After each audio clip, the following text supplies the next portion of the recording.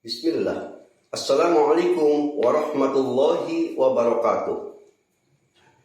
Innal hamdalillah nahmaduhu wa nasta'inuhu wa nastaghfiruh wa na'udzu billahi min shururi anfusina wa sayyiati a'malina. Man yahdihillahu fala mudilla lahu wa man yudlilhu fala hadiyalah. Asyhadu an la ilaha illallah wahdahu la syarika lah wa asyhadu anna Muhammadan 'abduhu wa rasuluhu la nabiyya ba'da. Allahumma shalli ala Muhammadin wa ala alihi wa ashabihi ajma'in wa man tabi'ahum bi ihsanin ila yaumiddin. Amma ba'd, fa inna khairal hadithi kitabullah wa khairal hadi Muhammadin sallallahu alaihi wa alihi wa sallam wa syarrul umuri muhdatsatuha fa inna kulla muhdatsatin bid'ah wa inna kulla bid'atin dhalalah wa inna kulla dhalalatin finnar. Saudaraku, dimanapun antum berada, bagaimana kabar antum semua? Tentu ana selalu berharap semoga antum semua selalu dalam keadaan baik. Amin.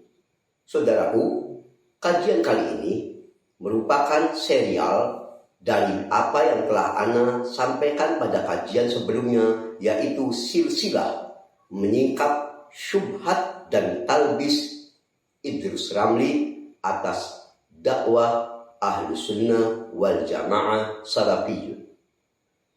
Saudaraku, dalam kajian kedua ini, ana ingin fokus pada apa yang selama ini dia sampaikan di berbagai kesempatan, bahkan dalam tulisan-tulisannya juga, termasuk dalam ceramahnya, bahwasanya kitab Al-Ibanah an Usulid Diyanah karya Abul Hasan Al-Asy'ari rahimahullah itu telah didistorsi, ditambah, dikurangi, diubah-ubah, khususnya oleh golongan apa yang ia istilahkan sebagai Salafi Wahabi.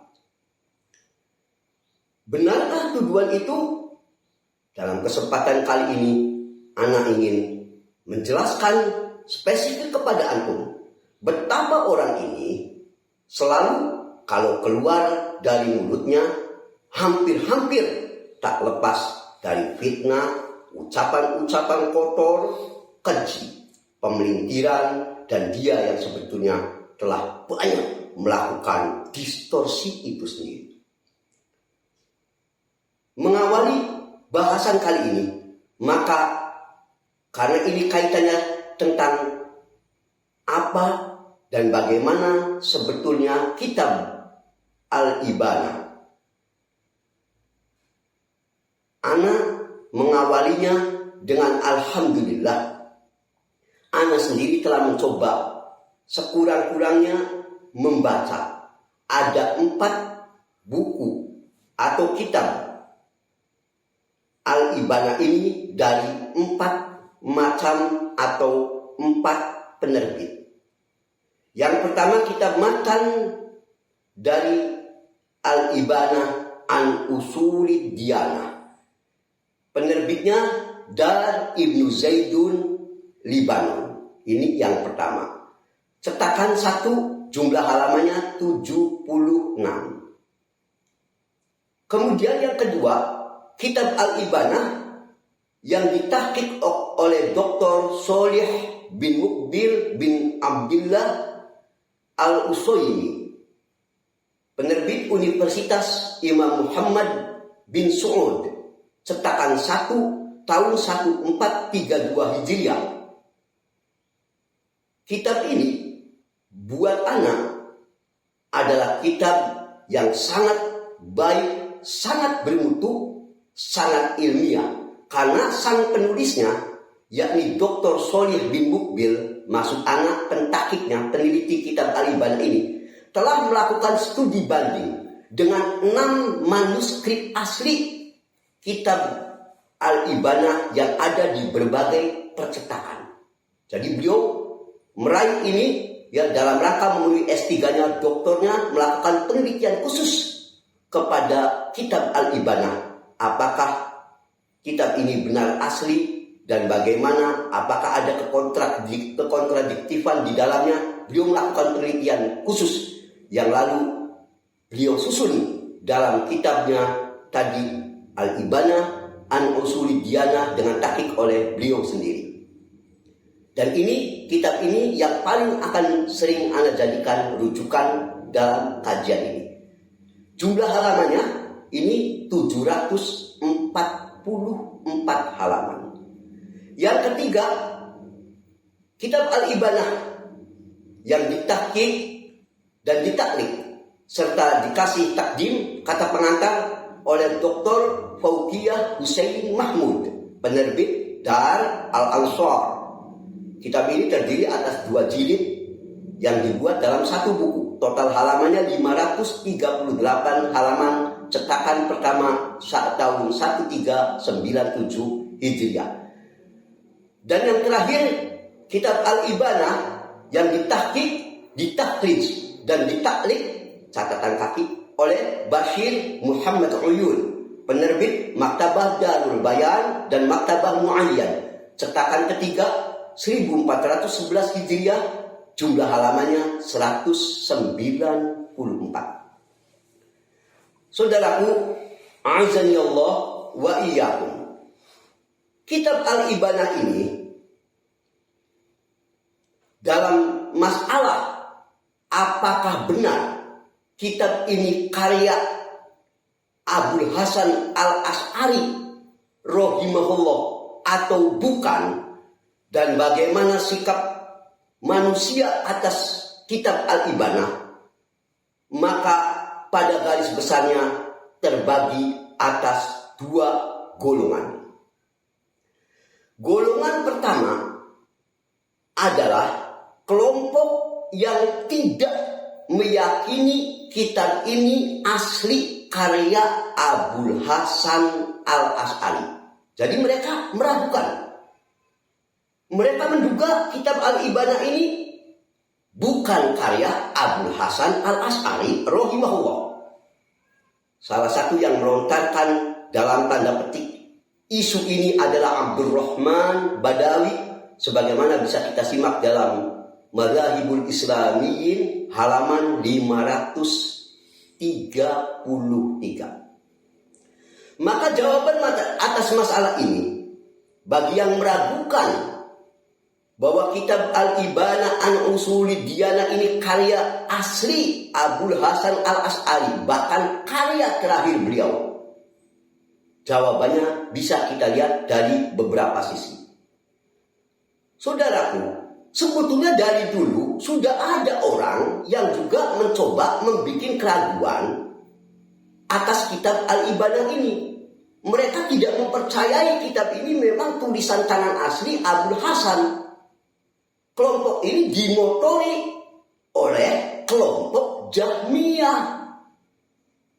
Jahmiyah ini kelompok yang ciri khasnya mengingkari keberadaan Allah itu di atas langit, di atas arsy. Ini Jahmiyah yang disesatkan oleh seluruh ulama Ahlus Sunnah dari zaman ke zaman. Sebab kelompok Jahmiyah ini tahu, andai kata kitab Abul Hasan ini, yaitu kitab Al-Ibanah, benar ternyata karya asli dari Abul Hasan, ini akan menjadi pukulan bagi mereka, meruntuhkan apa yang selama ini dipegang oleh mereka yang mengingkari Allah ada di atas langit. Mengapa? Karena nanti ikhwan, kitab ini di dalam kitab Ibanah, salah satu isinya penetapan keyakinan Abul Hasan Al-Asy'ari Allah itu bersemayam di atas langit, di atas arsy-Nya.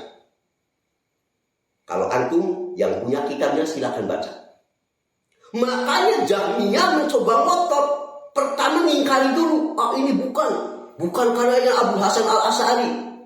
Itu kelompok Jahmiyah. Yang anehnya kelompok-kelompok model begini ini masih aja dibela-bela Jahmiyah ini. Kalau antum pengen lihat bahwa ini sudah dilakukan di awal-awal pun oleh kelompok Jahmiyah, lihat apa yang dikatakan ulama Ahlus Sunnah terdahulu. Salah satunya Imam Ibnu Dirbas rahimahullah. Beliau mengatakan kitab ini pernah disodorkan kepada salah satu gembong Jahmiyah. Disodorkan ini kitab Al-Ibanah karya Abul Hasan Al-Asy'ari. Ya, itu diserahkan langsung. Lalu apa jawaban gembong Jahmiyah ini?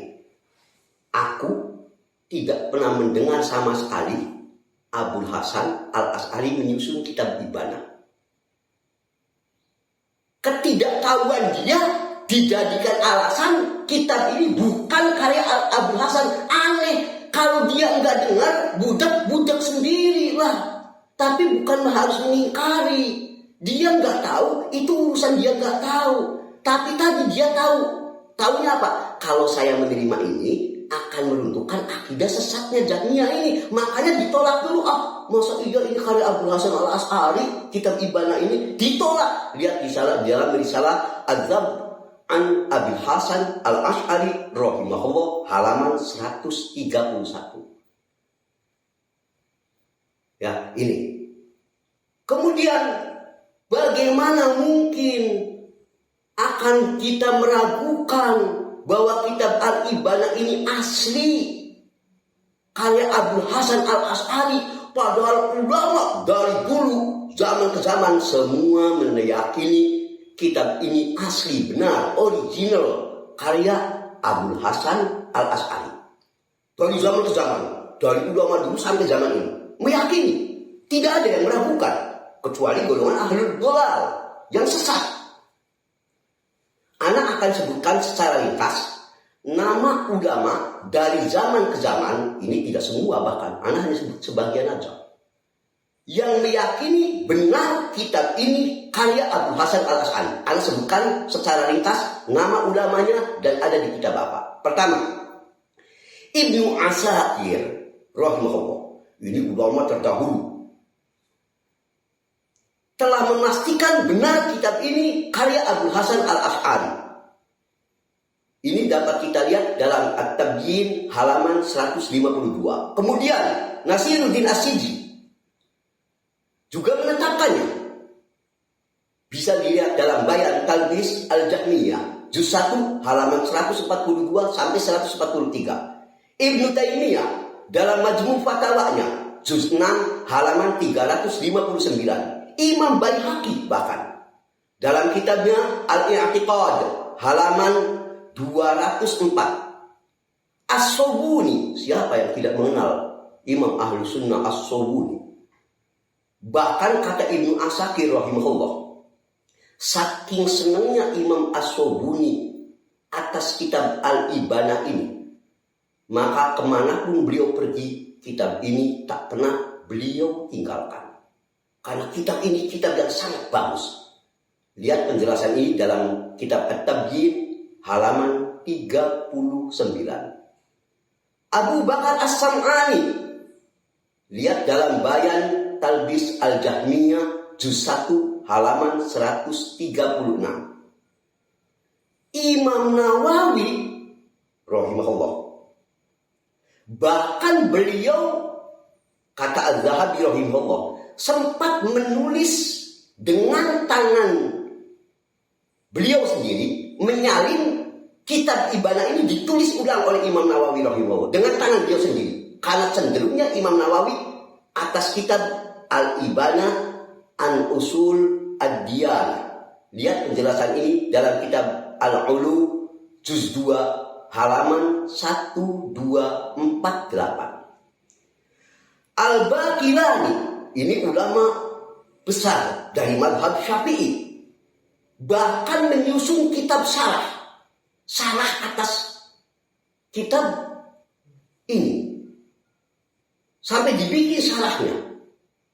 Kitab Al-Ibanah dikasih penjelasan untuk semakin mempertegas ini benar kitab Abul Hasan Al-Asy'ari. Penjelasannya bisa dilihat di Tabaqatul Fuqaha Syafi'iyyin juz 1 halaman 199. Ibnul Hajar rahimahullah, penyusun Fathul Bari, juga meyakini kitab ini benar karya Abul Hasan Al-Asy'ari. Itu diungkapkan dalam Lisanul Mizan juz 1 halaman 354 dan lain-lain. Sampai ulama zaman kita terakhir ini menetapkan benar kitab ini karya Abul Hasan Al-Asy'ari. Ya, Anda sebutkan sekedar nama aja, untuk menyingkat waktu. Muhibbuddin Al-Khatib, Syekh bin Baz, Syekh Al-Utsaimin, Syekh Fauzan, Syekh Ismail Al-Ansari, Al-Allamah Hafiz Al-Hakami, Dr. Abdurrahman Mahmud, Dr. Faruq Ad-Dasuki, Dr. Muhammad Ibrahim Al-Fayyum, dan lain-lain, rahimahumullah alaihim ajmain. Semua bersepakat mensahihkan kitab ini benar karya Abul Hasan Al-Asy'ari rahimahullah.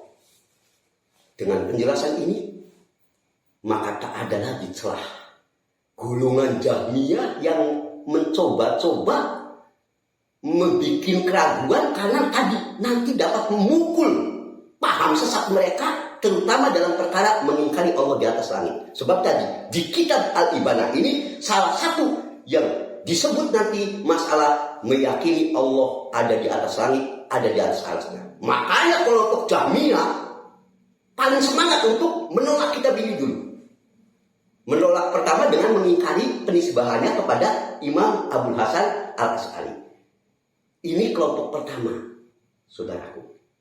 Nah, kelompok kedua, golongan kedua, ketika mereka tahu kalau mengingkari kitab ini karya Abul Hasan Al-Asy'ari tidak memungkinkan, karena terlalu banyak ulama dari zaman ke zaman yang sudah menetapkan. Mereka tahu, seperti yang tadi Anda sebutkan, ulama dari zaman ke zaman, ya semuanya telah menetapkan. Hanya 1-2 orang dari ahli bid'ah Jahmiyah yang menolak. Mereka kesulitan kalau mau milih nolak, akan diketawakan bahkan oleh anak TK. Makanya cara kedua, mulailah mereka melontarkan, iya bener kitab ini karya Abul Hasan, tapi tadi mulai di kitab ini sudah banyak tahrif, perubahan, distorsi, penambahan. Kitab aslinya sudah banyak sudah banyak terjadi perubahan, distorsi. Ada penambahan katanya, pengurangan, ada yang dibuang kalimatnya dari catatan aslinya, naskah aslinya. Nah, saudaraku, untuk menjawab pertanyaan ini, maka Ana menjawabnya dari beberapa sisi. Yang pertama, ulasan dulu. Mengapa sekarang mereka melontarkan isu distorsi atas kitab ini? Kenapa dilontarkan? Oh, ini percetakan, terutama percetakan Saudi nih, atau golongan Wahabi merubah-rubah kitab Al-Ibanah. Mengapa mereka melakukan ini?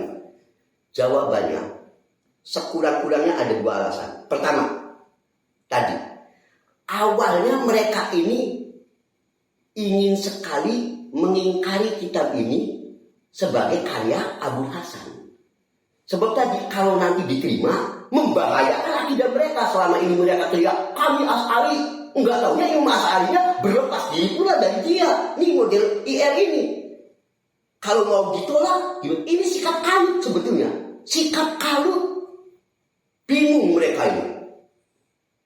Dimanapun kebidahan hanya akan melahirkan kebingungan, kepandiran, dan bahkan terkadang perkara yang tak masuk akal. Seperti dalam ini. Makanya karena sikap kalut mereka tadi menolak tidak bisa, mereka bingung. Aduh, kalau ini diterima, ini bisa bahaya nih. Sebab mereka tahu, awalnya mereka semangat tadi, bahwa dia menyangka paham Abul Hasan Al-Asy'ari waktu masih ikut di Kullabiyah yang sudah Anda sampaikan di khutbah di kajian yang pertama, itu dianggapnya pengikutan paham Kullab itu sebagai pahamnya Ahlus Sunnah. Padahal ini sama sekali bukan paham Ahlus Sunnah. Bukti paling kuatnya Anda tambahkan, Abul Hasan Al-Asy'ari rahimahullah, ketika dia dalam salah satu kitabnya Maqalatul Islamiyin menyebut Ummahatul Firaq. Beliau bikin satu tulisan judulnya Ummahatul Firaq di pokok bahasanya. Induk sekte-sekte sesat. Tahukah antum kelompok mana saja yang dalam pandangan Abul Hasan Al-Asy'ari rahimahullah ya dianggap ummahat, induknya kesesatan. Beliau mengatakan Asy-Syi' wal Khawarij wal Murji'ah wal Mu'tazilah wal Jahmiyah, yaitu katanya Syiah, Khawarij, Murji'ah, Mu'tazilah, Jahmiyah dan apa? Anak potong langsung. Terakhirnya apa? Wal Kulabiyah dan Kulabiyah. Ashabu Abdullah bin Kullab, yaitu para pengikutnya Abdullah bin Al-Kullab. Lihat tulisan tangan beliau sendiri dalam Maqalah Islamiyin juz 1 halaman 65. Abul Hasan langsung Kullabiyah yang tadi disangka orang model IR. Waktu Abul Hasan ikut mazhab Kullabiyah itu mazhab ahli sunnah. Di sininya langsung itu masuk ummahat al-firaq, induknya kesesatan. Itu termasuk ini yang dihajar oleh Abul Hasan. Makanya ahli bid'ah bingung kalau sudah ngaji begini. Dia sendiri yang sebetulnya banyak melakukan menyembunyikan informasi, distorsi, bingung kalau mau diungkap ini gimana nih. Makanya hal-hal begini tidak mereka sampaikan. Disangkanya semua anak TK. Saudaraku, jika sudah dipahami ini, maka kita sekarang lanjutkan. Lalu tadi, sebetulnya siapa dalang yang mulai melontarkan isu kedua tadi? Karena menolak karya ini Abul Hasan Al-Asy'ari rahimahullah, nggak bisa. Ulama-ulama dari zaman dulu sudah menetapkan. Tadi dilempar, sekarang cara kedua melemparkan isu tasqif, distorsi katanya. Apalagi yang cetakan Saudi nih, kalangan Wahabi ngerubah-ngerubah. Enak aja kalau ngomong itu mulutnya nggak disekolahin gini nih. Disangkanya orang itu bisa dibodohi semua. Siapa yang melakukan distorsi? Makanya di sini anak akan jelaskan, saudaraku, bahwa sebetulnya isi kelompok yang mulai melontarkan ini, termasuk tokoh utamanya zaman ini adalah Muhammad Zahid Al-Kautsari Al-Jahmi. Zaman ini ada ahli bid'ah besar Muhammad Zahid Al-Kautsari. Orang ini gembongnya Jahmiyah zaman ini. Dialah yang pertama melontarkan isu adanya distorsi pada kitab Al-Ibanah, yang lalu dimakan oleh golongan-golongan model IR ini dan yang sepaham dengannya. Wow, ini ya benar. Ngopinya dari golongan kopi paste dari Zahid Al-Kautsari. Aneh. Jahmiyah itu seluruh ulama sudah menetapkan sesat dia ini dari dulu. Nggak apa-apa, yang penting asal cocok dengan hawa nafsunya dimakan oleh orang ini. Benarlah, burung hanya akan terbang dengan yang sejenis dengannya. Saudaraku, nanti kita buktikan ya sekarang dengan rincian tentang benarkah kitab Al-Ibanah telah diselewengkan khususnya oleh percetakan apa yang ia anggap cenderung kepada Salafi Wahabi? Maka jawabannya ana susun dengan beberapa bantahan. Bantahan pertama, saudaraku, kalau kita ini mengatakan ini kitab ini palsu, logikanya kita punya kitab yang asli. Betul nggak? Kita tahu dulu yang asli, baru itu ini palsu. Itu sudah pasti. Bagaimana kita ngomong mungkin ini kitab ini telah didistorsi, tapi dia kitab aslinya sendiri nggak punya. Pakai dengkul. Patokannya, lo antum ngomong ini asli, ini palsu, ini didistorsi. Apakah antum yang ngomong begini punya kitab manuskripnya nih yang asli ini?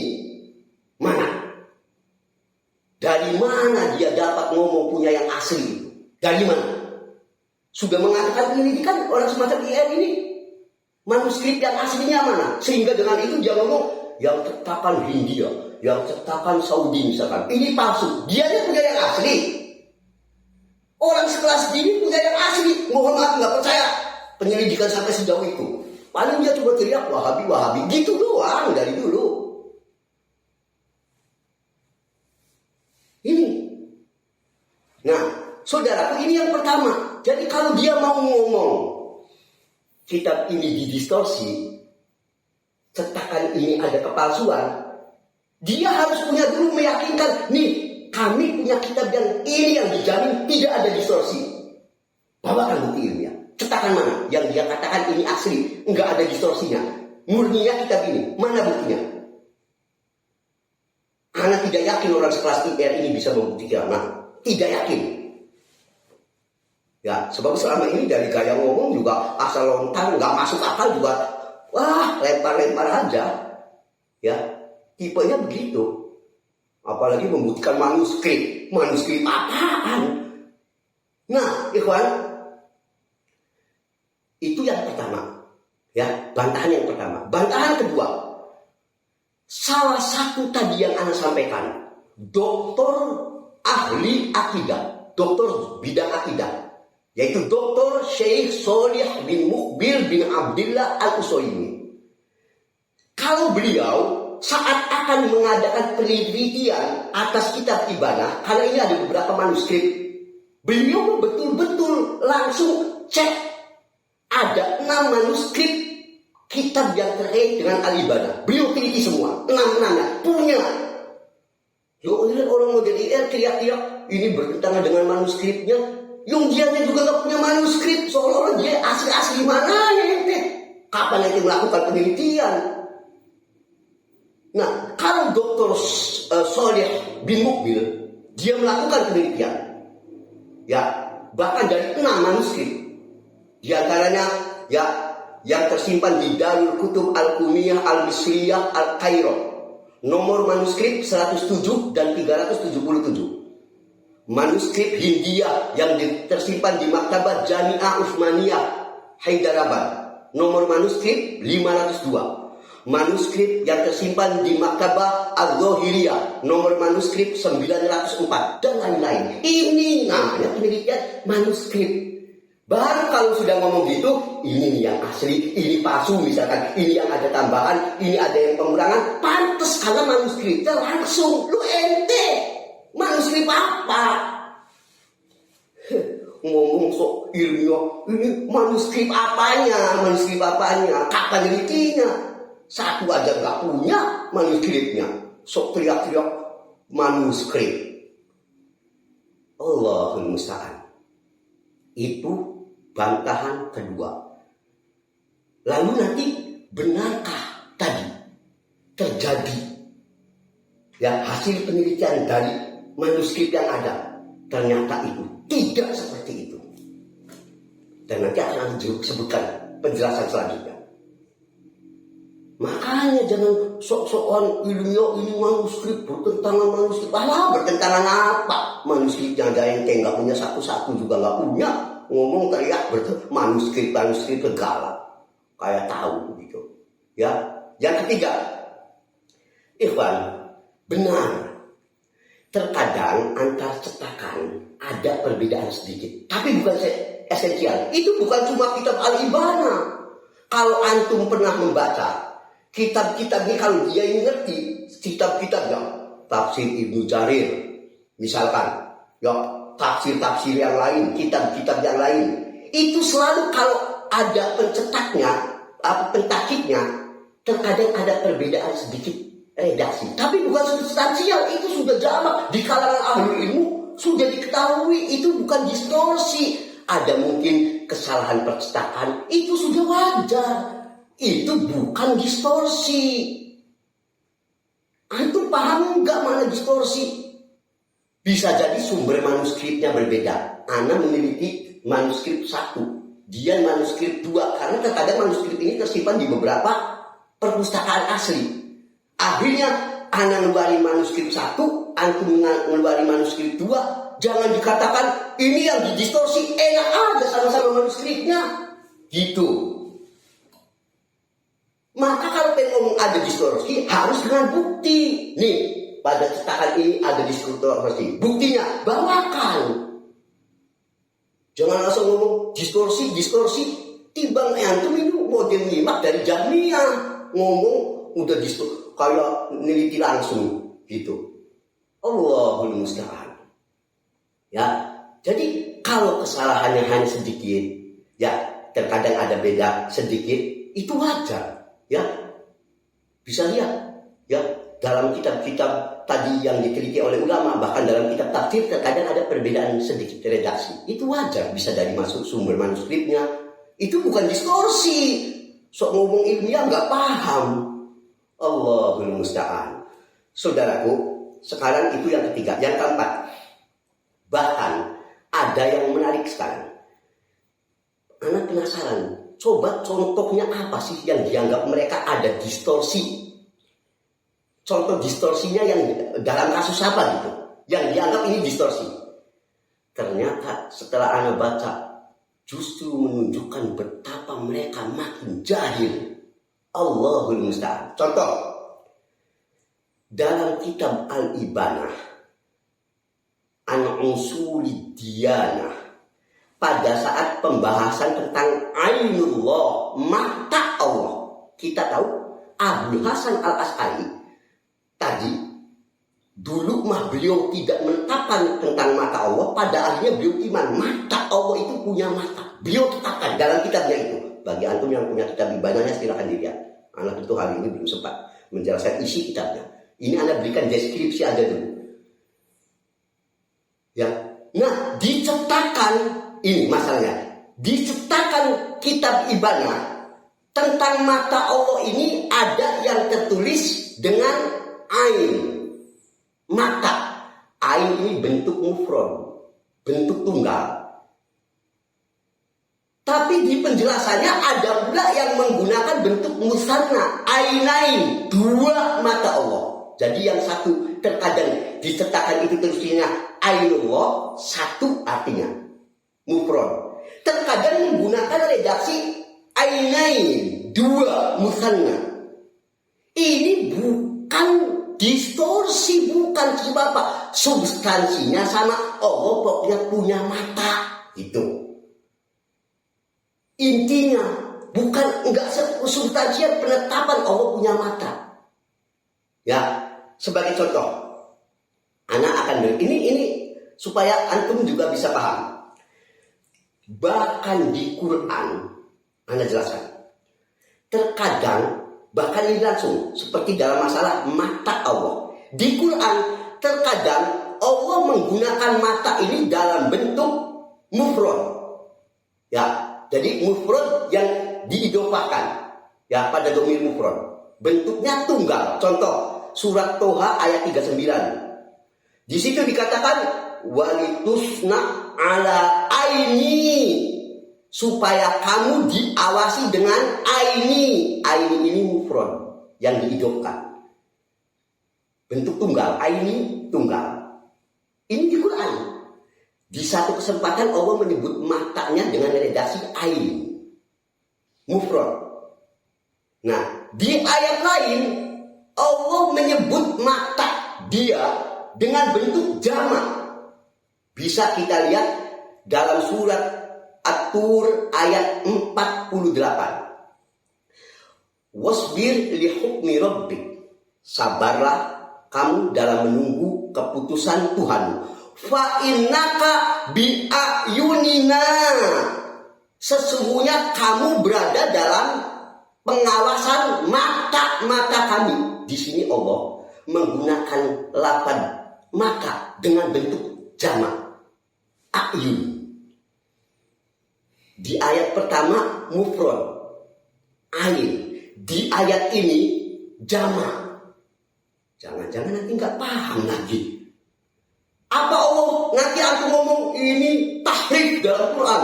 Redaksi pertama pakainya mufrad, di sini pakai jamak. Antum ini nggak ngerti bahasa Arab atau gimana? Allahul musta'an. Asal beda kata, distorsi. Ini ayat Quran.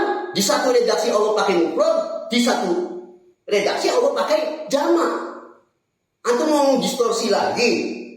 La haula wala quwata illa billah. Saudaraku, lalu apa penetapannya? Di satu hadis langsung ditegaskan Allah bahkan punya dua mata. Penjelasannya. Coba kita perhatikan. Di ayat pertama Allah menggunakan dengan bentuk tunggal saat menyebut terkait mata.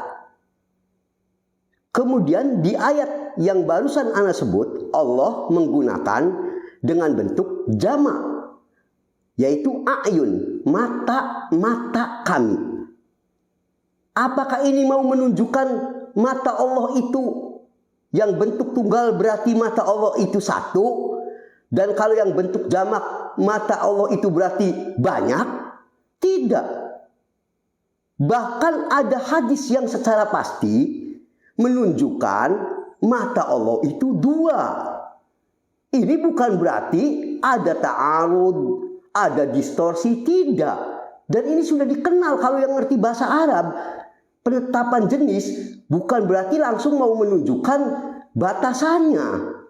Dan itu baru kita melihat kepastiannya dengan melihat apa yang disebutkan oleh Nabi kita Shallallahu Alaihi Wasallam terkait mata Allah. Itu Nabi menyebut bahwa mata Allah itu dua maknanya. Mari kita lihat saat Nabi bicara tentang Dajjal. Maka Nabi kita Shallallahu Alaihi Wasallam mengatakan Innallah laisa bi'a'wara. Allah itu bukanlah zat yang matanya buta sebelah. Allah itu tidak buta sebelah matanya. Wa asyara biyadihi ila aini. Bahkan waktu itu kata sang periwayat Nabi langsung menyebut sampai menunjuk matanya untuk menunjukkan mata Allah. Ya, seraya beliau mengisyaratkan kepada matanya. Ya, digambarkan oleh Nabi. Mata Allah ini ya tidak buta sebelah gitu. Ya, sambil disyaratkan oleh Nabi, ya. Lalu beliau mengatakan wa innal masih ad-dajjal a'war al-ain al-yumna. Sementara kalau Dajjal itu matanya buta yang sebelah kanannya. Ini menunjukkan cerita dua mata. Kalau Dajjal punya dua mata tapi yang sebelah kanannya buta. Kalau Allah punya dua mata dan tidak buta. Ini jelas sekali penetapan Allah memiliki dua mata. Ini hadis Sahih Bukhari 7407, Muslim 169. Mata yang dimaksud pada hadis ini adalah mata yang sesuai dengan keagungan Allah, tentu tidak serupa dengan makhluknya, tapi juga nggak perlu ditakwil. Memang mata Allah itu dua. Ini juga ditegaskan oleh Imam Syafi'i rahimahullah saat menjelaskan hadis di atas. Maka Imam Syafi'i rahimahullah mengatakan, wa annahu laisa bi'awara biqaulin Nabi sallallahu alaihi wasallam. Bahwasanya Allah itu tidak buta sebelah matanya. Berdasarkan sabda Nabi sallallahu alaihi wasallam, idzakara Dajjal, saat menyebut tentang Dajjal, Nabi mengatakan innahu a'war. Wa inna rabbakum laisa bi'awar. Dajjal itu matanya buta sebelah, sementara rabbakum Tuhanmu laisa bi'awaro, matanya tidak buta sebelah. Penetapan keyakinan Imam Syafi'i rahimahullah, Allah memiliki dua mata, dan beliau di sini tidak melakukan penakwilan. Tidak, beliau bicara tentang dua mata Allah. Tidak mungkin dua kekuasaan. Kalau mau ditakwil berarti ainain, dua kekuasaan. Apa maksudnya?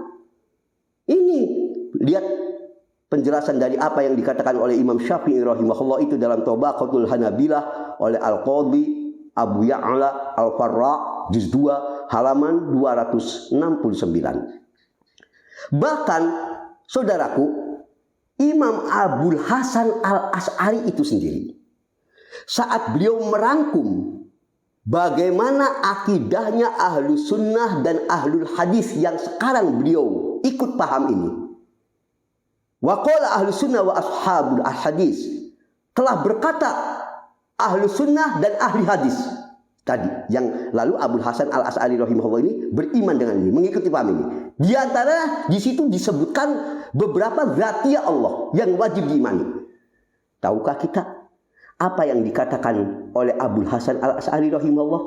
Wa anna lahu ainain. Allah itu punya dua mata. Langsung dengan bahasa tegas. Ainain. Nggak mungkin ainain punya dua kekuasaan. Kekuasaan apa dua kekuasaan? Ainain. Dia punya dua mata. Lihat dalam Maqalatul Islamiyin karya Imam Abul Hasan Al-Asy'ari itu sendiri, halaman 260 sampai 261, tahqiq Muhammad Muhyiddin Abdul Hamid. Saudaraku, yang jadi masalah orang semacam IR ini, orang yang paling nggak mengerti. Disangkanya kalau kita menetapkan Allah punya dua mata, kamu tasbih. Orang ini nggak mengerti. Kalau menetapkan zatnya Allah, disangkanya kita pasti menyerupakan. Ini nggak paham. Kita itu yakin Allah punya dua mata. Hanya saja tentu kita yakin mustahil mata Allah serupa dengan makhluknya.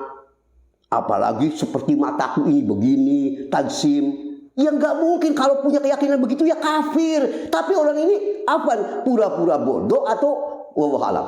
Sambung sendiri. Wahabi ini menetapkan Allah punya dua mata, tajsim. Memang orang ini orang nggak ngerti, nggak berpaham tentang menetapkan bukan berarti menyerupakan. Nggak akan paham kaidah gitu, terlalu tinggi buat dia. Maaf, nggak jangkau kayaknya masalah-masalah itu aja. Asal menetapkan menyerupakan. Kalau anggap itu bagaimana dengan tadi Imam Syafi'i rahimahullah yang menetapkan dua mata Allah? Bagaimana dengan Abul Hasan Al-Asy'ari itu sendiri yang mengatakan ainain, langsung redaksinya dua mata? Apa kau tuduh Abul Hasan Al-Asy'ari sendiri rahimahullah adalah Wahabi tajsim? Makanya kalau ngomong kamu tuh jaga mulutnya, jangan seenaknya. Disangkanya orang tuh kamu TK semua lagi. La haula wala quwata illa billah. Saudaraku, itu membuktikan bahwa ini bukan perkara distorsi, tidak. Enggak ada hubungannya. Distorsi apanya? Makanya jangan bahasa Inggris-Inggrisan lah, enggak ngerti. Distorsi apaan? Udah, kalau kita kiai-kiai kampung ya sudah ngomong bahasa kampung aja lah, jangan sok intelek-intelekan. Kacau nantinya. Afwan. Kita lanjutkan. Anak ingin sekali bawakan satu contoh real yang mereka ini model Afwan Idrus Ramli dan yang sepaham dengannya, bahkan disebarkan di internet. Nih contoh golongan Wahabi telah membuang perkataan dari Abul Hasan Al-Asy'ari dalam kitabnya Al-Ibanah. Kata-kata ini yang nanti Anda sebutkan, ini katanya dibuang oleh golongan Wahabi. Yuk kita lihat penjelasannya. Pada saat Abul Hasan Al-Asy'ari rahimahullah berbicara tentang bersemayamnya Allah di atas aras, Abul Hasan Al-Asy'ari mengatakan wa annallaha ta'ala stawa 'alal arsy, Allah itu bersemayam di atas arsy-Nya. Di kitab Al-Ibanah itu begitu. Tapi kata orang model IR ini sebetulnya ada sambungannya katanya. Ini sambungannya itu yang dibuang percetakan Wahabi atau golongan Wahabi katanya. Apa? Sambungan kalimatnya katanya. Yaitu alal wajhil ladzi qalahu wa bil ma'na alladzi aradahu istawa. Yang dimaksudkan ini makna istawa itu adalah bukan berarti diantaranya ini al-istiqrar, bukan berarti menetap. Itu katanya Abul Hasan Al-Asy'ari itu waktu membawa ayat ini, bukan berarti dia mengatakan Abul Hasan itu Allah itu menetap di sana, istiqrar, menetap di langit sana, di arsy. Bukan, itu ada kata-kata dari Abul Hasan katanya di kitab Ibadah. Cuma kata-kata ini katanya dibuang oleh golongan Wahabi atau cetakan versi Wahabi. Ini contoh nih, yang sering mereka gembar-gemborkan. Ini orang kalau ngomong enak sendiri. Anak ingin kasih jawaban.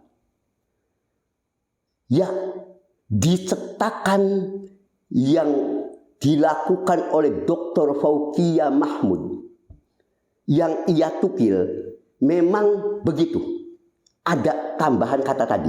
Setelah Allah bersemayam di atas arsy, lalu ada tambahan. Dan sesungguhnya tadi penjelasan ini bukan maknanya Allah ya menetap di langit. Itu ada dicetakan Fauqiyah Mahmud tadi, yang diteliti Fauqiyah Mahmud. Tapi justru apa nih Pan?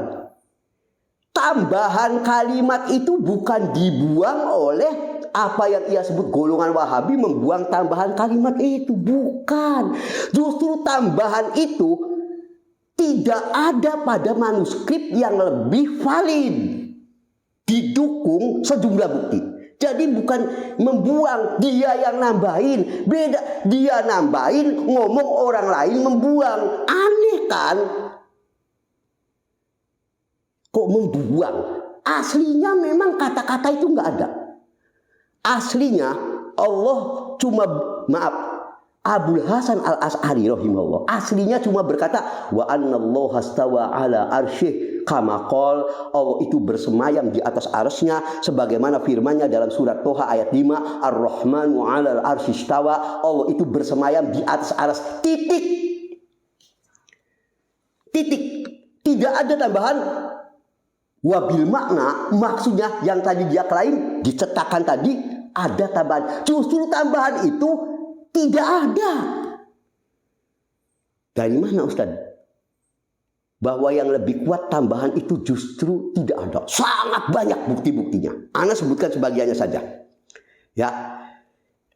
Dicetakan-cetakan yang banyak, manuskrip yang banyak, justru tidak ada tambahan itu didukung oleh ulama besar yang sangat terkenal saat menukil dari kitab-kitab karya Abul Hasan, terutama kitab Ibanah. Contoh, kitab Al-Ibanah an Usuli Diyanah yang diterbitkan oleh Dar Ibni Zaidun, cetakan 1. Tidak ada tambahan kalimat tadi. Jadi cuma mentok Allah bersemayam di atas arsy. Titik, nggak ada. Dan maksud bersemayam itu bukan berarti tadi yang dia kalahin itu yang asli. Bahkan itu nggak ada. Itu yang cetakan dari Ibni Zaidun. Diperkuat ini oleh apa yang ditulis Imam Az-Zahabi rahimahullah saat beliau menukil akidah dari Imam Abul Hasan Al-Asy'ari yang banyak merujuk pada kitab Al-Ibanah. Maka beliau pun hanya berhenti pada kata-kata tadi. Ar-Rahman 'alal arsy istawa. Titik. Enggak ada. Dan makna tidak ada. Lihat karya Az-Zahabi dalam kitab Al-Ulu lil Aliyyil Ghaffar. Hal yang sama juga dikatakan oleh tokoh yang lebih tua lagi, Ibnu Asakir rahimahullah dalam Tabyin Kadhibil Muftari halaman 158 juga menegaskan nggak ada tambahan itu, nggak ada yang dia klaim ini dibuang, bukan dibuang, memang nggak ada. Ini buktinya ulama-ulama yang lain menukil nggak ada tambahan itu, hanya disetakan itu yang ada.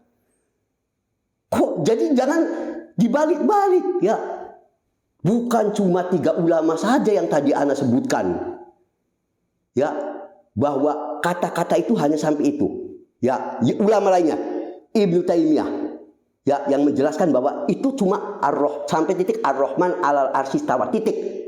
Itu ditegaskan juga oleh Ibnu Taimiyah dalam Majmu' Fatawanya juz 5 halaman 142. Kemudian Ibnul Qayyim rahimahullah dalam Ijtima'ul Juyus Al-Islamiyah halaman 169. Ibnul Imad dalam Syadaratul Zahab juz 2 halaman 304. Al-Alusi dalam Ruhul Ma'ani juz 1 halaman 60. Abdul Baqi Al-Hambali dalam Al-Ain wal Athar fil Mawahibi Ahlil Athar halaman 111 dan lain-lain. Itu ulama-ulama yang seabrek tadi saat menyebut itu tidak ada dengan kata-kata yang antum anggap Wahabi membuang. Bukan membuang, memang gak ada. Ulama lainnya juga menyebut gak ada kata-kata itu. Ente yang nambahin, nyebut orang lain buang. Aneh. Ente ini gimana cara berpikirnya? Makanya tadi dikatakan, kalau pengen mengatakan ada distorsi, antum lihat perkataan ulama lain dulu. Bagaimana pendukung-pendukungnya, ulama yang lebih masyhur, siapa yang mengatakan telah terjadi distorsi? Mana buktinya? Mana penguatnya? Antum mah mentoknya bisa teriaknya Wahabi, Wahabi gitu doang. Antum mah memang setiap anda juga coba begitu doang modalnya. Jadi nggak sempat memeriksa mengkaji gini, kayak kehabisan waktu. Ya habisnya cuma memprovokasi orang awam. Oh ini Wahabi, Wahabi, Wahabi mentok di situ. Allahul musta'an. Jangan begitu. Kalau kajian sampaikan apa adanya, sampaikan, paparkan. Saudaraku, ini semua menunjukkan apa yang anak katakan. Kadang terbalik-balik. Jadi siapa yang sebetulnya mendistorsi? Tidakkah kita malu? Semoga Allah Subhanahu wa Ta'ala selalu menunjukkan kita pada jalannya yang lurus. Sekali lagi, anak tak pernah bosan setiap kali ingin mengakhiri kajian ini. Minta maaf apabila ada kata-kata anak yang ternyata keluar dari hawa nafsu anak sendiri. Allah dan Rasulnya berlepas diri dari setiap kesalahan yang anak lakukan. Semoga kajian ini bermanfaat bagi kita semua. Dan kita tutup majlis ini dengan Subhanakallahumma wa bihamdik. Asyhadu an la ilaha illa ant. Astaghfiruka wa atubu ilaik. Walhamdulillahi rabbil alamin. Wassallallahu ala Muhammadin. Wassalamualaikum warahmatullahi wabarakatuh.